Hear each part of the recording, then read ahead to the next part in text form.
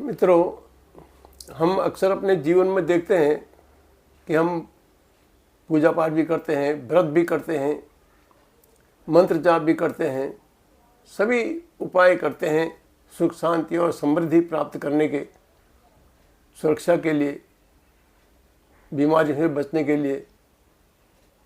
तो सांसारिक सभी चीज़ों में संपन्नता समृद्धि पाने के लिए हम सारे उपाय करते हैं, लेकिन हमें अनुकूल परिणाम नहीं मिलते हैं। न तो स्वास्थ्य अच्छा रहता है, न धन से हम संपन्न होते हैं, न यश से होते हैं, न बल से होते हैं, न कीर्ति से होते हैं। हमें किसी प्रकार से कोई संपन्नता कहीं दिखाई नहीं देती है।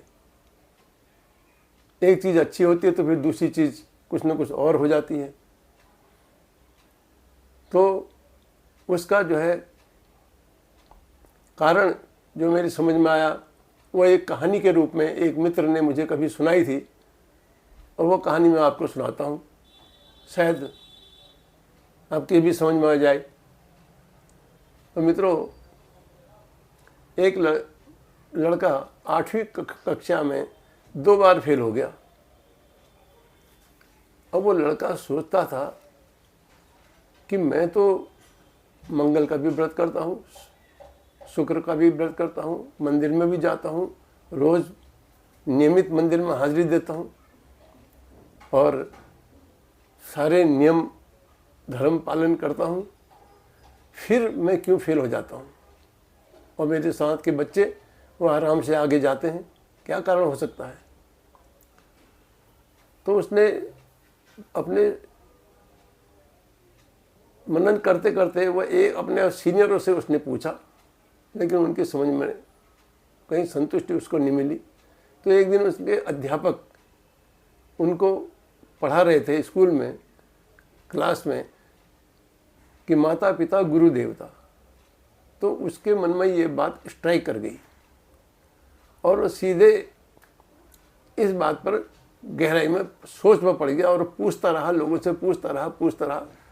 जो उन दिनों कुंजियों की पुस्तकों में मिलता था वही जवाब सब देते थे, वही मास्टर जी भी पढ़ाते थे और वही वो सुनता चला आ रहा था।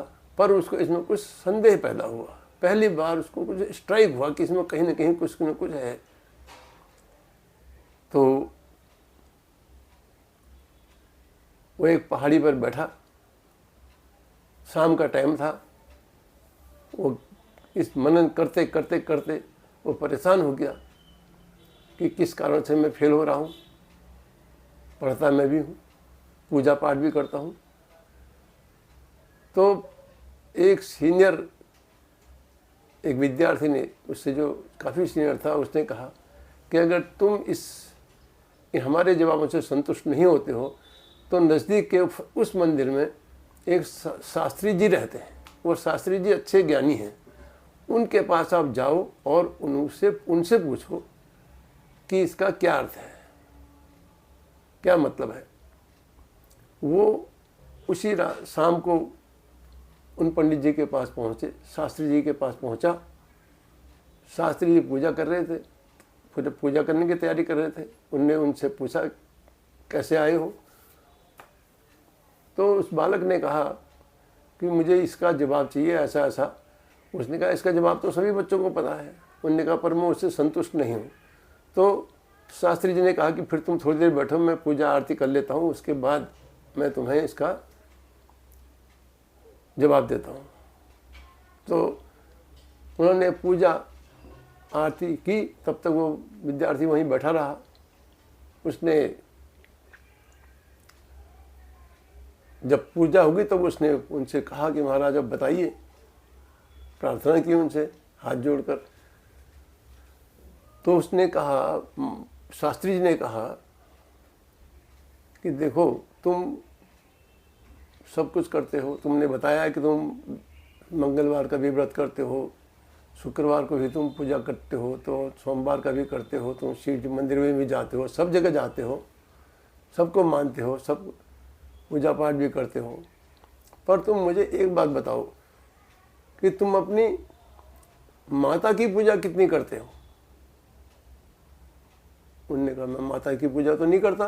उन्होंने कहा, जब तुम अपनी माँ की पूजा नहीं करते तो तुम्हारी सब जो पूजाएं बेकार हो जाती हैं, तुम्हारे सारे व्रत उपवास बेकार हो जाते हैं। उस लड़के को बालक को बहुत बड़ा झटका लगा। उसने कहा अच्छा जी, उसने कहा देखो इसका ये लिखा ही हुआ यही है, माता को पूजो पहले, फिर पिता, उसके बाद पिता को पूजो। तुमने माता को पूज दिया तो पिता को तुम पूज ही लोगे। माता को पूजना बहुत कठिन है। माता पिता, फिर उसके बाद गुरु की पूजा का नंबर आता है, और फिर उसके बाद देवता का नंबर आता है। माता पिता गुरु देवता, लेकिन तुम सीधे देवता के पास पहुंचते हो, शॉर्टकट मारते हो। तो जैसे ही तुम हनुमान जी के पास पहुंचते हो तो तुम्हारे जो पूर्वज हैं वो तुम्हारे हनुमान जी के सामने आ जाते हैं और तुम्हारी सारी कहानी सुना देते हैं, बता देते हैं। उनको एक सेकंड में, एक पल में, वहाँ विलम्ब नहीं है, एक पल में। और तुम ये सोचते हो कि तुम्हारे पूर्वज कहीं दूर हैं, सब यहीं हैं, वहीं पर हैं, सब आसपास हैं जहाँ तुम हो। तो कोई भी गुरु तुम्हारी सारी पुलपट्टी वहाँ पर खोल देता है। तो तुम्हारी कोई भी मनोकामना पूर्ण नहीं होती है।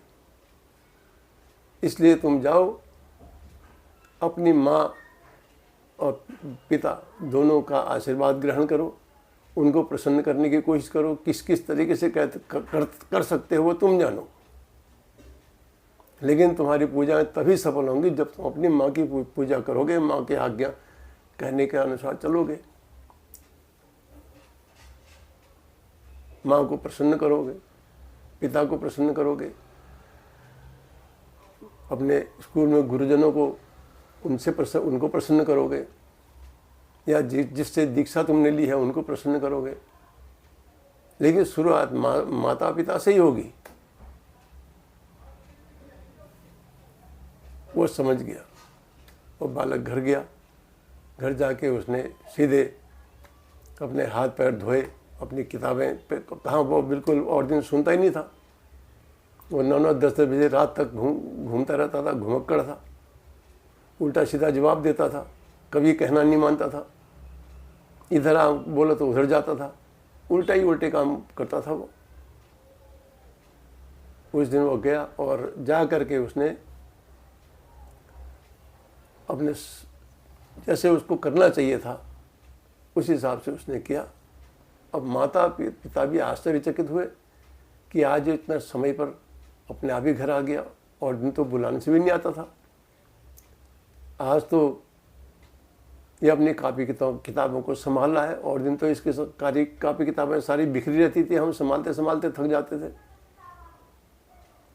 आज तो एक दफ़े खाने के लिए आवाज़ दी तो ये फौरन हाथ पैर धो करके सभ्यतापूर्वक बैठ गया आसन पर, और इसने खाना खाया और अपनी थाली लेकर के ही ये नम्रतापूर्वक अपनी थाली भी ले गया।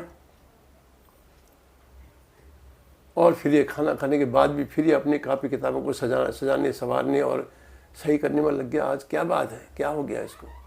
माता पिता भी आश्चर्यचकित, लेकिन उन्होंने कहा कुछ नहीं। और एक जब रात को सो गए तो इसने चुपचाप से अपने माता के चरणों में मस्तक टिकाया। अपने पिता के जब उन देखा कि नींद आ गई, तब इसने उनके चरणों में मस्तक टेका और फिर ये अपना सो गया। और सवेरे भी जल्दी, उनके उठने से पहले जल्दी उठ करके आँखों में थोड़ी पानी के छींटे दे करके, और ये फिर उनके चरणों में मस्तक रख करके और फिर किताबों में पढ़ाई के काम में जुट गया। धीरे धीरे धीरे धीरे इसका आचरण बहुत सुंदर हो गया। अब ये देखने लगा कि मेरे माता पिता क्या चाहते हैं, वही ये करने लगा। अगर उसके माता पिता का कहीं वाद विवाद भी हो जाए किसी से, तो ये जा करके उनसे माफ़ी मांग लेता था। कहता था कि मेरे 2 साल फेल होने के कारण मेरे माता पिता थोड़ी सी डिस्टर्ब हो रहे हैं, इसलिए मैं माफ़ी मांगता हूँ। इस तरह से वो मुझे उसका आचरण हो गया। स्कूल में भी, क्लास में भी वो ये देखता था कि गुरुजन किस तरह से प्रसन्न होंगे, वही काम करता था। गुरुजन क्या चाहते हैं, हमारे माता पिता क्या चाहते हैं, वो उसका ख्याल उसका हमेशा बना रहा और वो दिन प्रतिदिन वहाँ प्रशंसा का पात्र बनता चला गया। वह धीरे धीरे धीरे वो फर्स्ट आने लगा। फिर वो हमेशा ही वो फर्स्ट होता रहा। जब एक दिन उसके यहाँ कोई, उसका जो कोई ऊंचे क्लास में वो टॉप आया, तो उसके यहाँ फंक्शन रखा गया। उसके सहपाठियों ने फंक्शन रखा, दोस्तों ने, उन्हें प्रिंसिपल आदि सभी जो माननीय गणमान्य व्यक्ति थे वो सब आए। तो माता पिता तो प्रसन्नता से रोने लगे, उनकी आंखों में आंसू थे कि कैसा बेटा था हमारा, कैसा हो गया है, आज इतना सम्मान इसको मिल रहा है, वजीफा उसको मिलता है। तो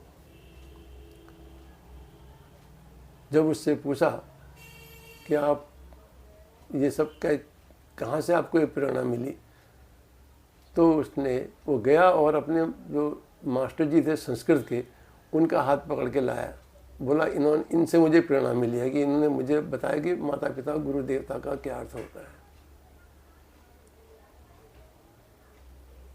फिर जब उसे डिटेल में पूछा तो उन्होंने कहा इसका असली जवाब मुझे शास्त्री जी से मिला था और मैंने फिर ठीक तरीके से उनके बताए अनुसार आचरण किया और मुझे बहुत आनंद आया।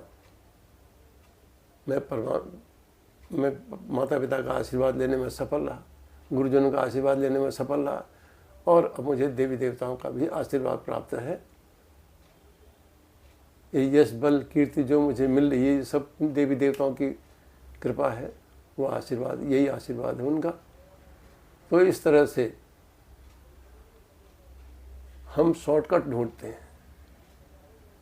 माँ की आज्ञा का पालन, पिता की आज्ञा का पालन का महत्व कितना होता है, और ये एक थ्रू प्रॉपर चैनल है।